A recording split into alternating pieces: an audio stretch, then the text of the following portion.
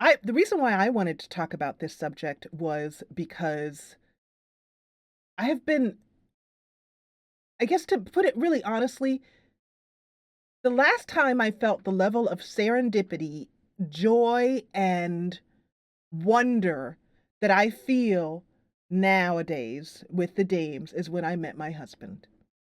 That's the last time I felt that. And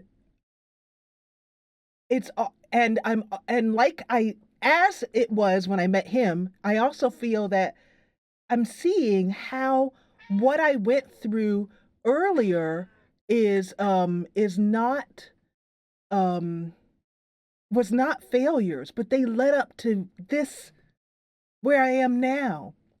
Like when I met my husband, I looked back at my previous relationships, which were, to put a nice word to it, utter train wrecks. I mean, that's as nice as I can get.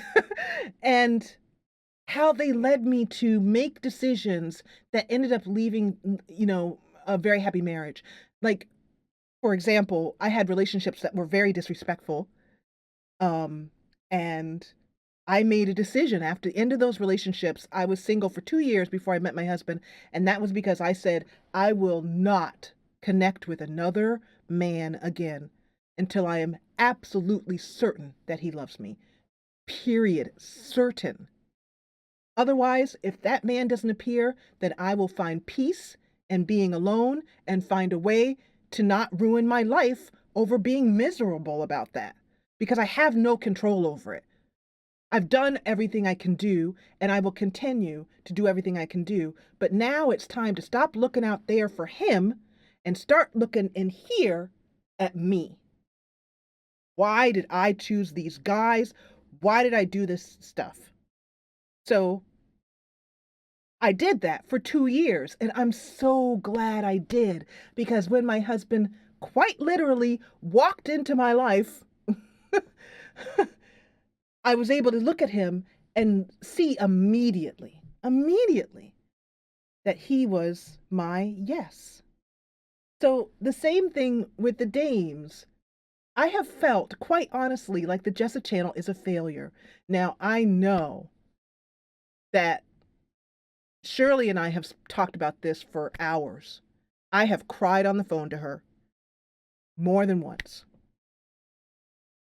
But now I'm starting to see that the Jessa channel is not a failure at all. It is all of the teaching I needed in order so that when this miracle of these three women walked into my life and said, "Hello, Jessa," I was able to take it and run with it. For example, the dames were like, we got, I mentioned in the last stream, I was like, we're kind of want to do some merch. This is going to be kind of a cool thing. And Rika came forward and said, she came right for, she didn't just come and say, "I'd like to do that for you." She came with it already done. Here's the outline. Here's ready to go. And I I didn't have to spend hours upon hours researching what a mock-up is, researching the costs of mugs, researching how to do all that. I already knew because I'd already done it for the Jessa channel. But before, I felt like the Jessa channel was a failure because I sold some stuff and the Jessa channel store is still open. Um, and you know, someone occasionally comes in, but I was just like, I kind of expected like, tons of merch sales and all this kind of stuff, you know. And so, but then when the dames came around, we were having a conversation, and Mary said, or maybe Britta said, "I can't envision the artwork on the mug."